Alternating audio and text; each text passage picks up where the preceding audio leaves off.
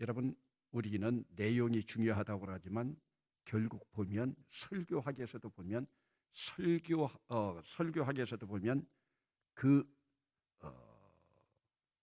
포장이 내용을 지배하면서 같이 들어가는 거예요. 아무리 내용이 좋아도 포장이 잘못되면, 전달이 잘못되면 아무 소용이 없는 거예요. 그러므로 여러분, 오늘 우리가 내 모습에 따라 가지고 우리의 안에 있는 것도 함께 바뀌어지는 거예요. 여러분, 저는 오늘도 고린도 교회에 보내는 편지를 보면서 우리 사도 바울이 얼마나 지혜로운 인물인가.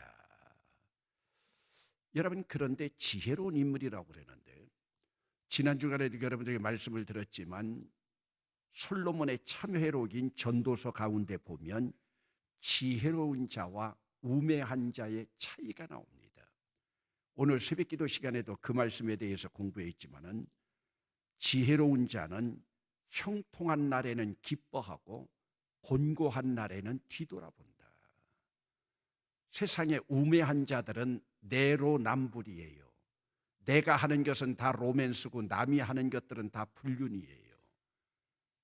그러나 솔로몬 참회록에 나와 있는 그 지혜로운 자, 곤고한 날, 나를 돌아보는 거예요. 형통한 날에는 하나님 앞에 유카리스 카라가 뭡니까? 기뻐하고, 유카리스 감사하고, 곤고한 날에는 나를 돌아보는 거예요. 그러므로 내가 병들었을 때, 나에게 우환이 있을 때, 나에게 어려움이 있을 때, 다른 사람 우환이나 다른 사람 어려움은 바라보지 말고 나만 바라보고, 그때 하나님께서는 꼭 주시는 메시지가 있어요. 우리가 지난 주일 오후에도 그 박찬주 대장, 여러분, 별 4개를 달았던 사람이 별 4개를 다 띄고 육군 감옥 지하실에 들어가 있을 때 그 마음이 어떻겠습니까? 그러나 그 안에서 7가지 고난이 준 지혜를 발견하잖아요. 그리고 전도서 7장 11절에 보면 지혜는 유산같이 아름답고 햇빛을 보는 자에게 유익이 되도다. 지혜라고 하는 것은 후손들에게 남겨줄 유산과 같이 아름답다. 7장 12절에는 지혜의 그늘 아래 있음은 돈의 그늘 아래 있음과 같으니, 여러분, 지혜로운 자가 지혜의 그늘 아래 있는 것은 돈의 그늘 아래 있음과 같으나 지혜에 관한 지식이 더 유익함은 지혜가 그 지혜 있는 자를 살리기 때문이다. 그러기에 여러분들도 지혜 있는 자를 따라가면 지혜 있는 자가 여러분들을 살려주지만, 우매한 자를 따라가면 우매한 자가 여러분들을 패망의 길로 인도한다는 거예요. 그러므로 오늘 우리가 신앙생활을 하면서도 지혜자를 따라간다. 결국 솔로몬 참회록에서 지혜자는 오직 하나님 한 분, 나의 모든 것을 강하게 이끌어 가실 그분을 말씀하고 있습니다. 그러므로 행복을 누릴 줄 모르는 사람, 여기서 행복을 누린다고 말하고 있지만 이것은 바로 지혜를 누릴 줄 모르는 사람, 차라리 낙퇴된 자가 더 평안하다. 여기서 평안이라고 하는 말은 안식이라고 하는 의미랑 같은 말입니다. 낙퇴된 자가 평안히 안식하고 있는 것이 세상에 하나님으로부터 받은 복을 누리지 못하고 살아가는 우매한 자보다 낙퇴된 자가 더 낫다. 여러분, 오늘 성경 본문에도 보면 사도 바울이 지혜로운 모습이 나타납니다. 여러분, 특별히 이 사도행전, 이 고린도전서 9장 전후에서 고린도전서에서 가장 강하게 흐르고 있는 것은 여러분들에게 자주 말씀드렸지만 사도 바울의 사도권에 대한 주장입니다. 쉽게 말하면 까불지 말아라. 나 하나님의 사도다.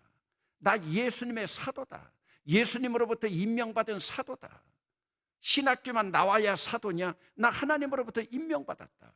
그러면서 사도행전 9장을 말씀하면서 나는 부활하신 주님을 만났다. 여러분, 오늘 본문 시작하는 9장 1절 말씀을 잠깐 봅시다. 1절 말씀을 여러분 한 목소리로 읽어보시겠습니다. 4가지 질문이 나옵니다. 시작. 내가 자유인이 아니냐, 사도가 아니냐, 예수 우리 주를 보지 못하였느냐, 주 안에서 행한 나의 일이 너희가 아니냐. 여기 지금 수사학적으로 네 가지 질문이 나오고 있지만은 여기에서 사도권에 대한 강한 주장입니다. 내가 자유자가 아니냐. 여러분, 사도 바울은 갈라디아에 보내는 편지에서도 그리스도인의 자유에 대한 가장 강한 그러한 논문까지 썼잖아요. 또 두 번째로 내가 사도가 아니냐. 여기서 셀프 컨셔스니스, 자기의 자의식을 드러내는 거예요. 이것은 바로 내가 사도라고 하는 반어법으로 보여주는 거죠. 내가 우리 주를 보지 못하였느냐, 사도행전 9장에서 부활하신 우리 주님을 만나지 못하였느냐. 마지막 질문, 주 안에서 행한 나의 일이 너희가 아니냐. 이것은 바로 나의 업적이 바로 너희가 아니냐. 너희가 사도인 나의 말을 듣고 너희들이 예수 그리스도를 믿은 것이 아니냐. 그러면서 여기에서 자기의 사도권을 주장하면서, 여러분 2절을 보면 다른 사람들에게는 내가 사도가 아닐지라도, 오늘 그리스도 밖에서는 내가 사도가 아닐지 모르지만 고린도 교회에 있는 그리스도 안에 있는 너희에게는 내가 사도이니 나의 사도됨을 주 안에서 인친 것이 너희라. 나를 사도로 너희들이 도장 찍은 것, 인친 것이 바로 너희가 아니냐. 사도권에 대한 강한 주장을 하고 있습니다. 여러분, 사도권에 대해서 이렇게 강하게 주장하고 있으면서도 이제 오늘 본문으로 돌아가 보면, 본문 바로 앞부분에서도 보면 전도자의 권리를 스스로 포기합니다. 이렇게 스스로 복음 전도자임을 자기 자신이 자랑하고 여기에 대한 담대한 믿음이 있음에도 그것을 포기합니다. 여러분, 7절 말씀 잠깐 보면은 7절 말씀 함께 읽어보시겠습니다. 시작. 누가 자기 비용으로 군 복무를 하겠느냐, 누가 포도를 심고 그 열매를 먹지 않겠느냐, 누가 양떼를 기르고 양떼의 젖을 먹지 않겠느냐. 이것은 바로 자기 자신을 변호하는 거예요. 누가 나라의 국방 의무를 행하고 있는데 누가 자기 비용으로 군 복무를 하고 있느냐. 군에가 있으면 봉급받고 군에가 있으면 먹을 것 주는 것 아니냐. 누가 포도를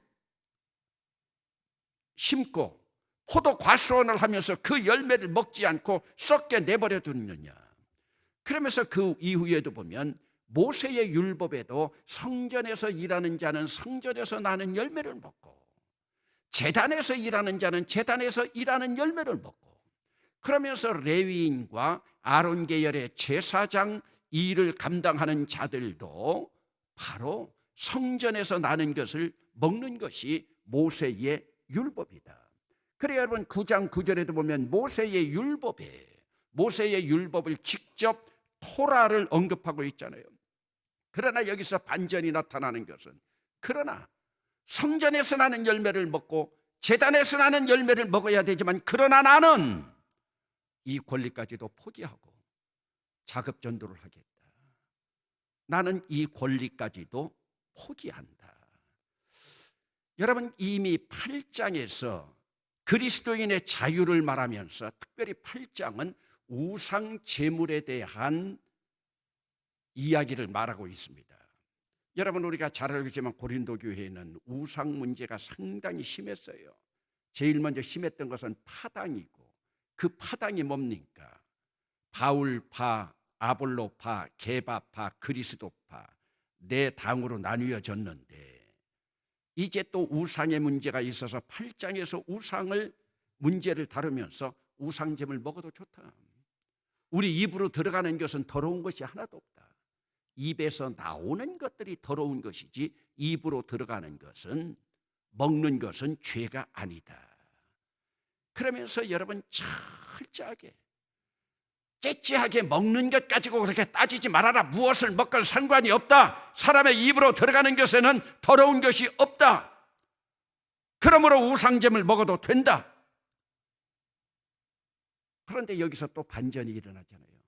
그럼에도 불구하고 나는 모든 것을 먹을 자유와 먹은 권리가 있지만 행여 나 때문에 믿음 약한 자들이 실족한다면, 내가 우상 제물을 먹는 것, 그리스도 안에서 죄가 아니고 자유이고 권리이지만, 내가 우상 제물을 먹는 것 때문에 믿음 약한 자들이 실족을 한다면 나는 내 자유도 포기하겠다. 나는 내 권리도 포기하겠다. 여러분, 여기에서 사도 바울의 지혜로운 포용적인 사랑을 알 수 있습니다. 믿음이 약한 자들, 사람 하나라도 얻기 위하여, 한 사람이라도 얻기 위하여 내가 자유를 포기하고 권리를 포기한다면 나는 포기하는 길을 택하겠다. 오늘 여러분, 우리가 얼마나 우리의 권리 주장을 많이 합니까? 다른 사람이나 죽건 말건 권리 주장. 특별히 그것은 법에 맞다. 여러분, 오늘 교회는 법에 맞아도 하나님의 은혜에 덕스럽지 않으면 그 일을 하지 않아야 됩니다. 때때로 교회에서 문제 많이 생기는 게 뭐예요? 저에게 찾아왔어요. 목사님, 맞는 말이에요. 목사님, 이거 법으로도 맞아요. 여러분, 법으로 맞아요. 그러나 법으로 맞지만 다른 사람은 이미 마음이 상해 있어요. 그래, 여러분들 많이 그렇잖아요. 이치로 맞다. 마음 상한 네가 잘못이다. 여러분, 아무리 법이 맞고 이치로 맞고 이성적으로 맞아도 그 맞은 것 때문에 다른 사람이 상처를 받는다면 그것은 옳은 것이 아니에요. 제가 가끔 그런 이야기 하잖아요. 가령 예를 들어서 여기 애꾸눈이 하나 있다고 합시다. 여러분, 애꾸눈이에요. 성경에도 나와요. 장애인이에요. 근데 애꾸눈인 애꾸눈이라고 그래요. 그런데 그 애꾸눈이라고 하는 말을 그대로 들은 사람이 기분 나쁘다. 그러면 우리가 죄 짓는 거예요. 제가 여러분들에게도 그런 말씀 드렸잖아요. 제 어머니는 과부예요. 성경에도 과부라고 나와요. 근데 제 어머니 제일 듣기 싫어하는 말이 과부예요. 왜 그런지 모르겠어요.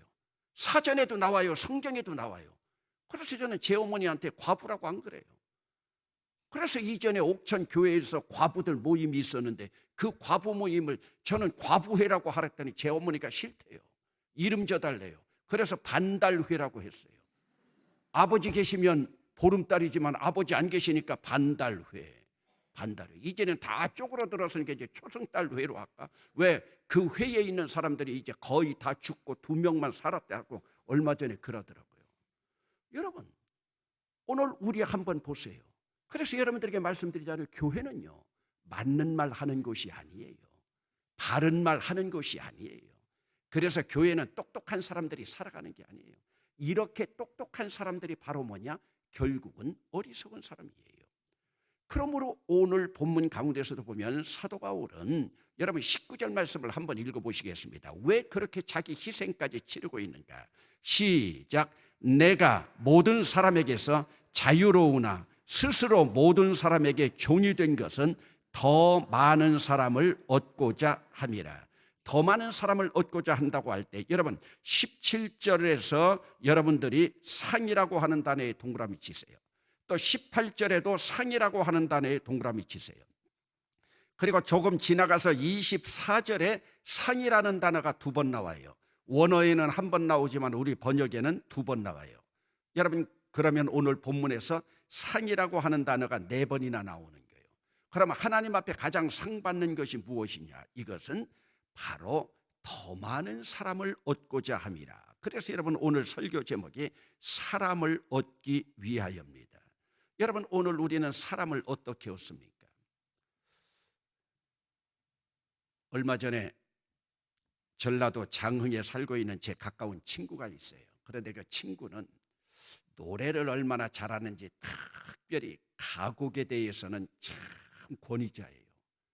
그 친구가 가곡 노래를 하나 부르면요, 조금 거짓말 못하면 여자들이 오줌을 싸요. 너무 잘 불렀어요. 그리고 앵콜이 계속 나와요. 그래서 참 재미있는 친구라 그 친구하고 광주에요. 또 전주에 있는 친구하고 저하고 서울에 있는 친구하고 4명이 계획을 세웠어요. 보험에 들자고요. 무슨 보험이냐? 우리 은퇴하고 부부 동반해가지고 크루즈 여행 가자. 그래서 보험을 들었어요. 그것은 이미 보험 타먹고 이제 다음에 보험금을 내도 되는 거예요. 그런데 이번에 이제 그 친구들 만나가지고 우리가 언제 갈까 했더니 전주에 있는 제 가까운 친구가 박 목사 우리 여기 여행 계획한 대로 못 가게 됐네. 그래 왜 그러냐 했더니 광주 장흥에 있는 목사 사모가 암이 걸렸는데 난소암이 온몸에 뼈까지 다 전이가 돼가지고 지금 수술도 했대요. 수술을 했다고 하는데 여기서부터 다 개복을 하고 수술도 못하고 그냥 닫았대요. 그러니 이제 우리가 여행은 가는 것은 힘들게 됐다. 그래서 왜 그렇게 됐냐 했더니 그 사모가 간호사 출신이에요. 간호사 출신인데도 한번 보세요. 지금까지 건강검진을 한 번도 안 받았대요. 간호사 출신인데요. 그런데 건강검진 받지 않은 이유도 있어요. 그 사모는 목회하는 남편을 도와가지고요, 교회에서 일을 해나가면서 특별히 치유의 은사를 받았다고 목사 사모가 교인들에게 금요 심야기도나 안수를 해주면서 능력도 나타나고 한 것 같아요. 그런데 여러분, 간호사 출신이면서 사모가 또 그런 일을 하니까 믿음으로 치료받아야지 병원 가면 안 된다. 여러분, 그런 이야기를 하면서 자기가 병원 갈 수 있겠어요? 그렇게 자기도 병원 한 번 못 간 거예요, 믿음으로. 그래서 어느 날부터 소화가 안 되고 소화제만 먹고 뭐 했는데 병원에 가니까 치료하지 못한다. 어떻게 간호사 출신이 이렇게 어리석냐. 나이야 60이야 넘었지만. 그러니까 여러분 보세요. 오늘 우리가 신앙을 똑같이 갖는다 해도 건전한 신앙을 갖고 지혜로운 신앙을 갖는다. 여러분, 쉬운 일이 아니에요. 결국은 자가당착에 빠져버리는 거예요. 여러분, 성경 말씀 가운데 치유의 은사 있다고 의사 찾아가지 말아라, 병원 가지 말아라. 여러분, 의학을 발전시킨 것도 하나님께서 하신 것이고, 의사의 손길을 통해서 나타날 때도 하나님의 치유의 손길이 나타나는 줄로 믿습니다. 하나님께서 만들어주신 것인데, 여러분 가운데는 그런 사람들 없습니까? 옛날에 여러분, 여호와 증인 가운데서도 수혈을 받지 못해서 저 있던 동네에서 그 옛날에도 죽어가는 사람들 봤어요. 왜? 다른 사람 수혈 받는 거 성서적으로 맞지 않는다. 성경에 그런 말이 어디 있어요? 생명이 더 중요한 거죠. 여러분, 그러므로 오늘 우리가 사람을 얻기 위해서 어떤 일이에요? 여러분, 만약 사모가 지금까지 그렇게 치유 은사 있다 그러면서 사모가 다른 사람들보다 병든 사람들보다 먼저 죽어보세요. 그게 교회가 더 은혜가 되겠습니까? 그것이 덕이 되겠습니까? 여러분, 오늘 우리는 지혜로워야 돼요. 그러면 사람을 얻기 위해서 어찌해야 되는가? 여러분들도 때때로 보면은 좀 갈등을 느낄 거예요.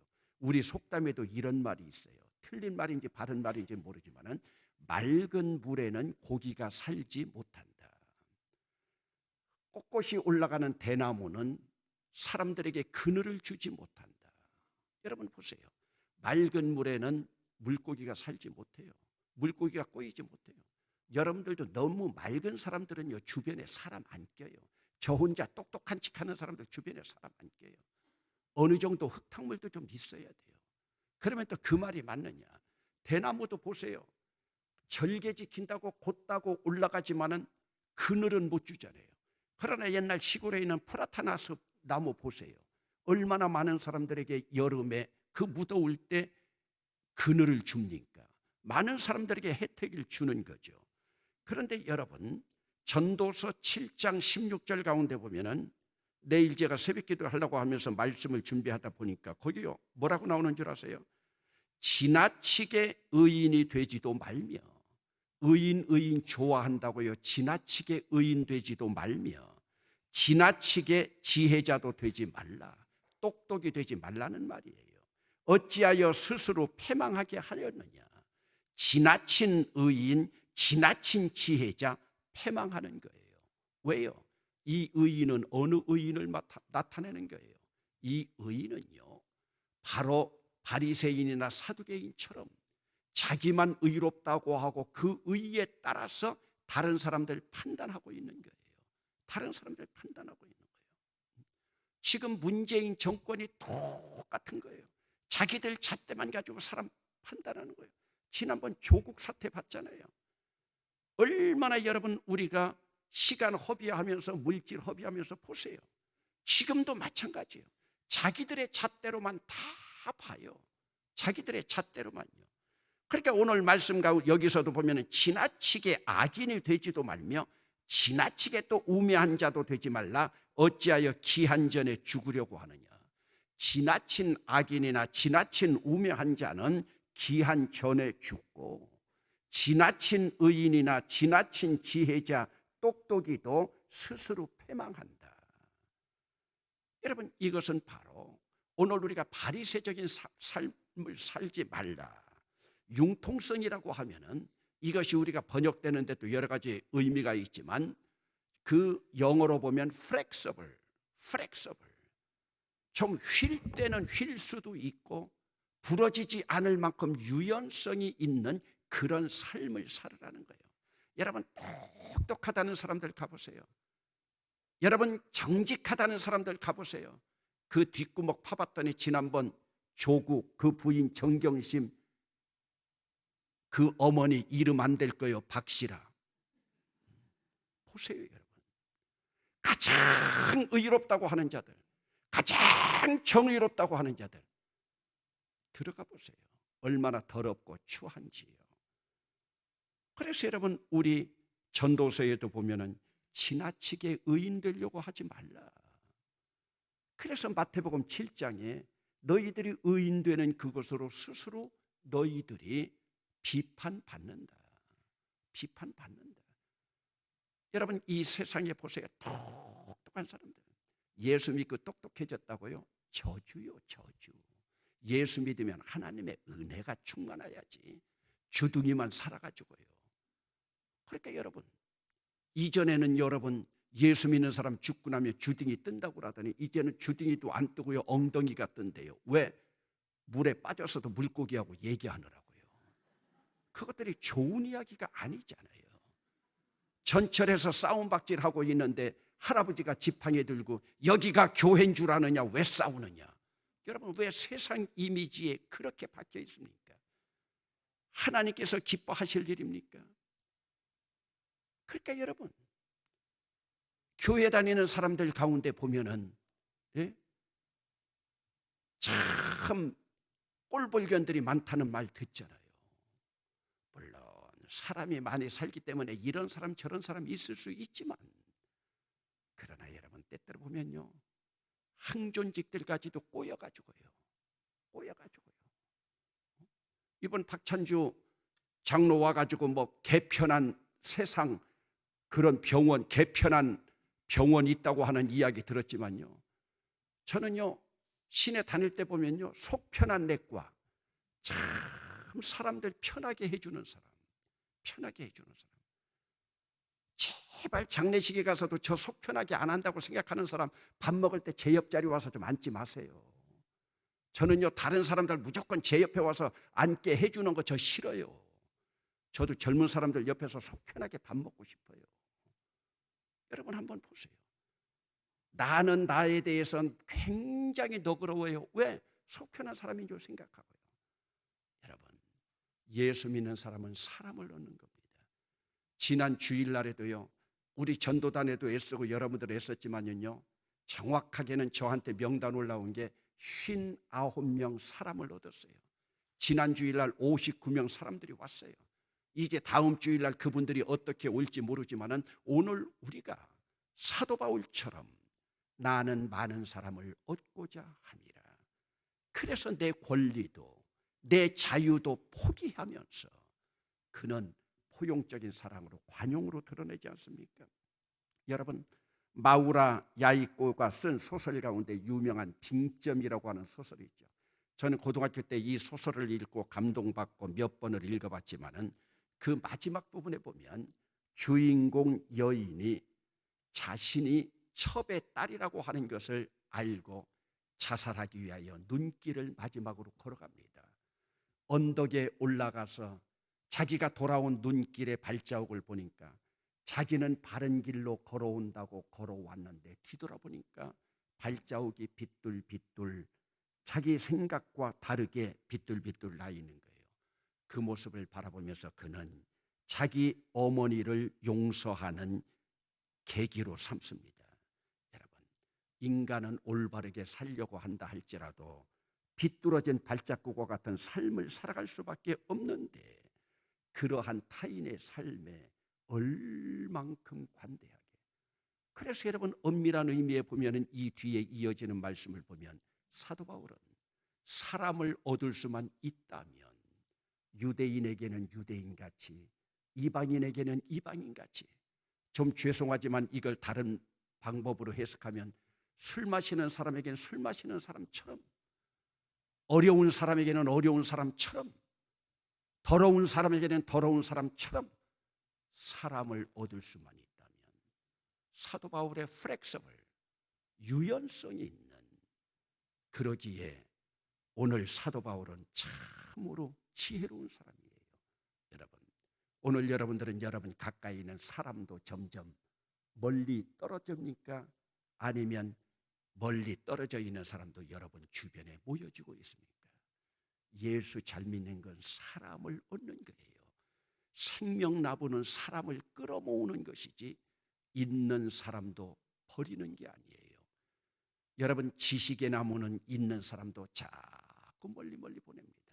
사도 바울, 나는 많은 사람을 얻기 위하여, 한 사람이라도 더 얻기 위하여 오늘 우리도 이 마음으로 함께 나갈 수 있기를 주의 이름으로 축원합니다.